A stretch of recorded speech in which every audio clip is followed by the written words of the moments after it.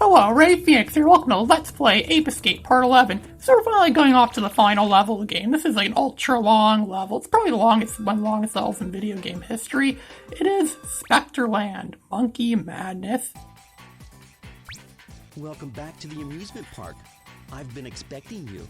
But we're not here to have fun. This is all about payback. You've ruined my plans one too many times. You've captured some of my soldiers, and in return, I've decided to take your little friends. If you want them back, you have to play a simple game of hide and seek. You see, I've hidden the professor and Natalie somewhere in the park, and it's your job to find them before something terrible happens. The soldiers in the area are angry and ready for retaliation, and I won't be responsible for their actions.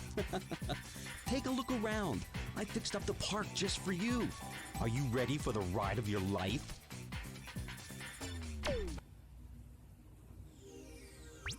So, of course, again, it's just going to tell us to go catch Spectre. There's 24 monkeys in this level. There's 10 Spectre coins in this level. This level is like a whole long gauntlet of monkeys and of all sorts of hazards and all kinds of stuff is going to happen in this level, of course. So, first things first, you have to go and rescue Natalie and the professor. Before we could do that, we have to pay a visit to the Wild West. It's pretty much a big shoot-'em-up. You know, this Western shoot-'em-up say after the carnival? Well, that's kind of what we're doing here right now. Where there's monkeys hiding, there's monkeys hiding on the good day. This is some more, there's monkeys hiding on that saloon and the Western place or stuff like that, wherever you call them. Western Hotel, I wonder what the monkeys are doing in the Western Hotel. Well, anyways, this is some more foreshadowing Ape Escape Re. Ape Escape Re, there's like a few whole long levels in that game that are based off this kind of stuff. So again, this one, in a lot of ways, this game actually paved the way for Ape Escape Re in a lot of ways. And yeah, a lot of people don't seem to like Ape Escape Re as much as this one.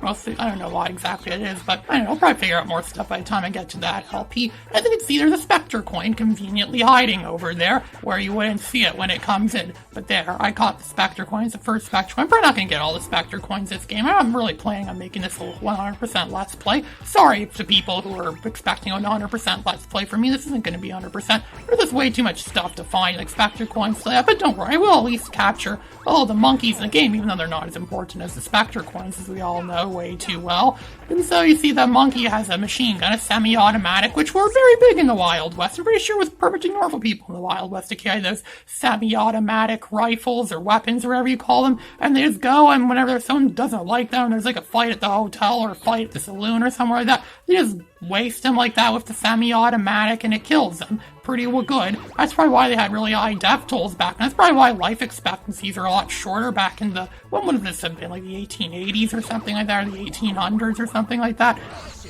They had really low life expectancies back in those days for reasons like this. And so it's just a simple shoot 'em up. You shoot them and you run and catch them before they can do anything. And yeah, I think that's about it for this part. This is one of the few parts of the entire level that doesn't involve us battling Jake yet again, nor does it involve us kind of rescuing the Natalie or the Professor, Dr. Phil, or whatever he's called, or something. The music in this part of this game is actually really good. Too bad you don't get to hear it very much. This is a nice little piece of music that plays, and just this one part only in this entire level. It's kind of sad. Short-lived music. Good short-lived music. The Spectre Land music is pretty good too. This sounds like something that could be played as ambient music at a carnival, like one of those scamming carnivals. You know those carnival scams they have going around? They used to come to my town all the time. Every year the carnivals would come to my town and they would scam people by making people buy their overpriced tickets. And then there's like, what else happens there? Then they have like cheap prizes, and there are some everybody wins games, but they really put the big prizes out to make you think that you'd want to play the game or something like that. And then you go to play a game and you're like, oh, this isn't as easy as you thought it would be. Despicable Me made fun of that. I think they made fun of that in the original Despicable Me. And so you see there's a monkey hiding around back here. It's really hard to find this monkey. Even that monkey radar thing isn't really good at finding this monkey. You know, monkey radar can't detect all the monkeys. Kids, apparently, because arcade games are totally made for kids, right? Am I right, or am I...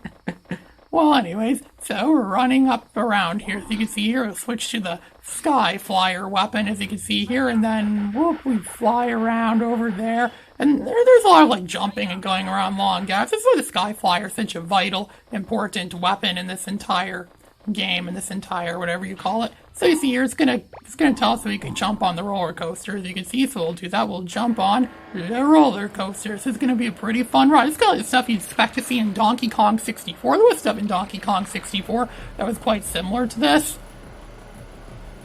We're going to be jumping around and missing stuff. Well, it's not really dodging. It's more because you're on a preset track. We're going to jump for things, collect all the necessary Spectre coins, and jump over those what do you call those things? Those roadblocks or whatever you call them. Jump over them with the R1 button as per usual. I usually use the R1 button to jump when I play this game. There's health sometimes too, and you miss, you lose health, and you take damage from missing stuff. So you have to watch where you're going. You really have to time it carefully and make sure you're going everywhere properly and everything like that. We're going to like somewhere in ancient Greece maybe, or something from the looks of it. Or now we're going, oh, there, we got a Spectre coin. So you see we got another hit there. We're driving up. Oh, I almost missed a 1-up there, but it's okay. We got plenty of 1-ups. So you get more 1-ups than we'll ever need. And so we're racing through. There's a rainbow, because rainbows are, this is one of the most random roller coasters I've ever seen. It's probably better than the roller coaster at Wally World, though. I wonder what kind of stuff would go on at Wally World with, the place was closed for 2 weeks. I don't know. I don't really know what happened there because Chevy Chase felt like he had to bring a BB gun there and hold the place hostage. Good thing Chevy Chase isn't in this game. We're not going to run to Chevy Chase at all with a BB gun wanting to shoot at us or blow us up or something like that. But I think we would have. I think the apes probably would have won their conquest, would have won their quest to take over the world if Spectre would have hired Chevy Chase to be here with a BB gun or something like that. So yes, you see, this is the most random. It's probably one of the most bizarre parts of the entire game. Bizarre, random parts of the entire game. Roller coasters. I was never really a fan of roller coasters. I never get really that many opportunities to go to Wonderland or something like that, or places that have roller coasters. Apparently they had roller coasters at Birthday World, apparently. It's supposed to be like Chuck E. Cheese, but it's not really like Chuck E. Cheese. It's more of an indoor amusement park, but it's considered to be a Chuck E. Cheese ripoff. And they had like indoor roller coasters and stuff like that too, but it's all for kids, of course, because who else would that stuff be for? It's not for old people, right? It's not for adults, right? Do you really think teenagers like going to indoor theme parks? I would never want to do something like that. No wonder why that place closed down. A lot of those places seem to close down. Hey, how's it going? Well, don't just stand there. Get me out of here. I can't reach you from here. I've got to find a way in there. There must be a way in here somehow. I remember that they walked me around that way. It took a long time. Just find a way and get me out of here. Will you hurry up? Okay. Oh, hurry up. Please get me out of here. It's cold. I'm scared and I have a fear of heights. And so now we're going to have to rescue Natalie from this place. So we're going to have to go for this haunted house. Ooh, it's a haunted house. It's the house of Bob Saget or something like that. Or it would be even funnier if it was in a haunted house instead if it was a hoarded house. You know, like Chris Chan's hoarded house, like I made in that Roller Coaster Tycoon. I actually made Roller Coaster Tycoon. I actually made a whole theme park based around Chris Chan.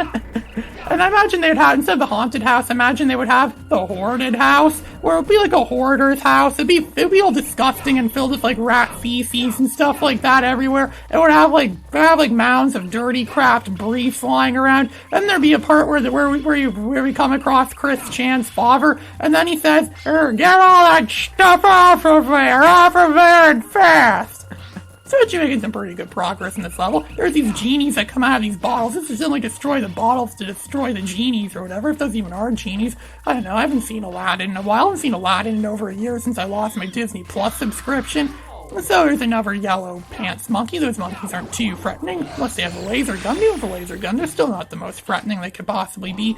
So we're going to have to use the RC car, not to really do some driving. We're just going to use it to plot it on one of those, just to keep it on one of those buttons. So we could, the door will stay open so we could escape. And that trail we just left over there, the trail of platforms, of skull platforms, we have to jump on every single one of those and get across so we can find, Natalie. I think we're going to come across yet another gauntlet. Oh, look at that, another Spectre coin. A nice little gift for us making it this far. So yeah, we're going to come across another little monkey gauntlet or whatever you want to call it or something like that. Where there's all these white pants monkeys running around and there's 3 of them right there too. They're going to jump at you and attack. It's just, there was a similar thing to this in the Wabi Sabi wall, wherever you call that level. Well, and now we're pretty much having to do it again. It's real easy to take on those ghosts by spinning the stun club around and slashing them down. I never thought ghosts could get killed with a stun club easy. I guess I should keep that in mind if I ever become a ghost. I think Pac-Man should buy a stun club maybe, and he could use it against the ghosts maybe, and it might do well. I sometimes wonder how the ghosts in Pac-Man became ghosts. Ghosts are supposed to be people that were once alive and died. I wonder why they hate Pac-Man so much too. Perhaps maybe they were alive one point in time, Pac-Man killed them, and now they want revenge on Pac-Man for making them ghosts. Who knows? It's like one of those unsolved gaming mysteries. There's a lot of mysteries that never get solved. Like what happened to Jake after this game? We never see Jake again after this game. That's an unsolved mystery right there. Or we never find out why the Spike was mostly absent in the sequels. Again, who thought of that? Why did they think of that or do that? Well, anyways, so we caught 2 of those 3 monkeys. Now we're just waiting for the others to show up. Just kind of weighing around. I can't really pan around the level using the camera because of the way the emulator is set up, as I explained in some of the earlier videos. And so there, I think we did it. Ow, hey! Couldn't you bring me down a little more gently? Well, it's not my fault. Didn't you see that the cage fell on its own? That's the thanks I get. Hope you didn't hit your head too hard. I'll pretend I didn't hear that. Now, where is Specter? I haven't found him yet. What about Jake? Nope. Oh, what have you been doing all this time? Let's go, we've got to find them. Where are you going? I'm going back to the lab. We can't find them or beat them without our equipment. Besides, you don't need me here. Ah!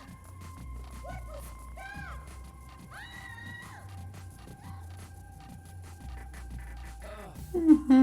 Yep, that Natalie. We save her life, and what does she do? She gets angry at us for not coming up with a proper plan to get her to safety.